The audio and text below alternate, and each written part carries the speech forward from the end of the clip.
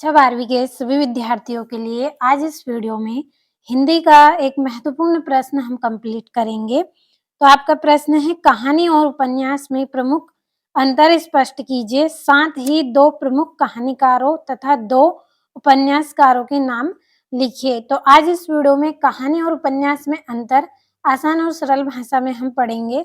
साथ में दो कहानीकार यानी कि जिन्होंने कहानी को लिखा है उनके नाम भी हम पढ़ेंगे। तो पूरा वीडियो लास्ट तक आपको देखना है।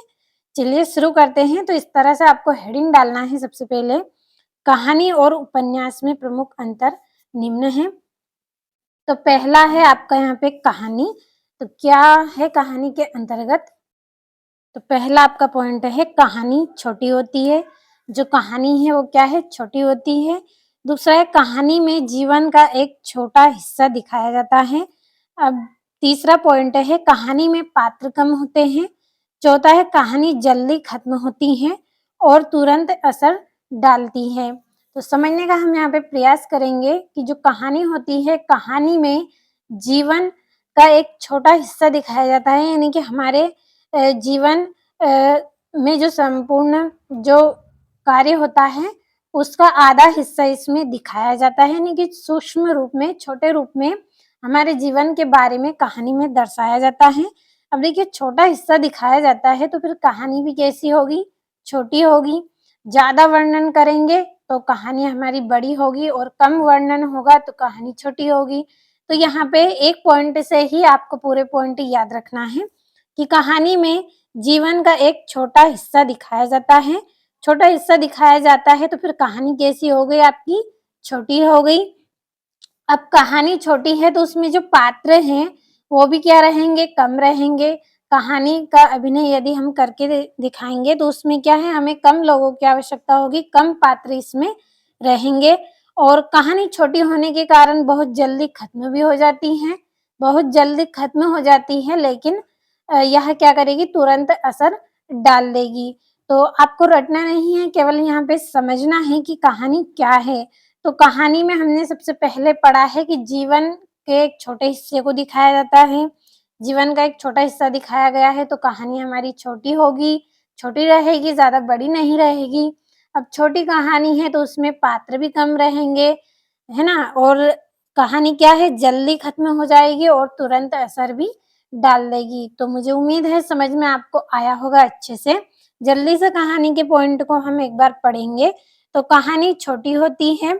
दूसरा है, कहानी में जीवन का एक छोटा हिस्सा दिखाया जाता है। तीसरा है, कहानी में पात्र कम होते हैं। और चौथा है, कहानी जल्दी खत्म होती है और तुरंत असर डालती है। अब दो प्रसिद्ध कहानीकार के नाम हैं, तो आपको पहले में यहाँ पे लिख देना है प्रेमचंद्र और दूसरे में लिख देना है जयशंकर प्रसाद। क्या है? प्रेमचंद्र और जयशंकर प्रसाद। तो मुझे उम्मीद है कहानी के बारे में आपको अच्छे से यहाँ पे समझ में आया होगा। अब चलिए हम उपन्यास के बारे में पढ़ते हैं। तो उपन्यास में क्या है? उपन्यास लंबा होता है। एक एक करके हम पॉइंटों को पढ़ेंगे फिर समझेंगे। उपन्यास लंबा होता है यानी कि बड़ा होता है। उपन्यास में जीवन का बड़ा चित्र दिखाया जाता है। और तीसरा है, उपन्यास में कई पात्र होते हैं और उपन्यास धीरे धीरे अपना प्रभाव छोड़ता है। तो देखिए, जो उपन्यास है इसमें जीवन का बड़ा चित्र यानी कि संपूर्ण जो जीवन है हमारा, इसके बारे में वर्णन किया जाता है, दिखाया जाता है। आप इस तरह से याद रखिएगा कि उपन्यास में जीवन का पूरा वर्णन होता है, यानी जीवन का एक बड़ा चित्र, एक बड़ा हिस्सा हमें दिखाई देता है। अब जब बड़ा हिस्सा दिखाई देगा तो वह क्या रहेगा? बड़ा रहेगा, यानी कि लंबा रहेगा। जब इसको पढ़ेंगे तो यह लंबा रहेगा, बड़ा रहेगा। अब जब बड़ा है तो इसमें जो पात्र हैं वो क्या है? वो भी अधिक रहेंगे, कई पात्र होंगे इसमें। और यहाँ एकदम से अपना असर नहीं दिखाता है, यह धीरे धीरे करके अपना प्रभाव छोड़ता है। तो समझ में आपको यहाँ पे अच्छे से आया होगा। रटना नहीं है, केवल आप समझने का प्रयास करें। जो उपन्यास है वो लंबा होता है। उपन्यास में जीवन का एक बड़ा हिस्सा, बड़ा चित्र दिखाई देता है। और उपन्यास में कई पात्र होते हैं और उपन्यास क्या है? धीरे धीरे अपना प्रभाव छोड़ता है। तो एक बड़ा चित्र दिखाया जाता है, लंबा होता है और कई पात्र होते हैं और धीरे-धीरे अपना प्रभाव छोड़ता है। इस तरह से आप इनको याद कर सकते हैं। अब 2 प्रसिद्ध उपन्यासकार हैं आपके यशपाल और जैनेंद्र कुमार। क्या है? यशपाल और जैनेंद्र कुमार। तो मुझे उम्मीद है कि आपको अच्छे से समझ में आया होगा।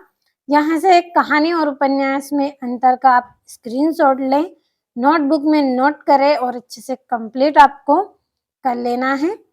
आसान और सरल भाषा में आपके लिए यहाँ पे नोट्स बनाए हैं। मुझे उम्मीद है कि आपको समझ में भी आया होगा अच्छे से। तो कंप्लीट आपको अच्छे से कर लेना है।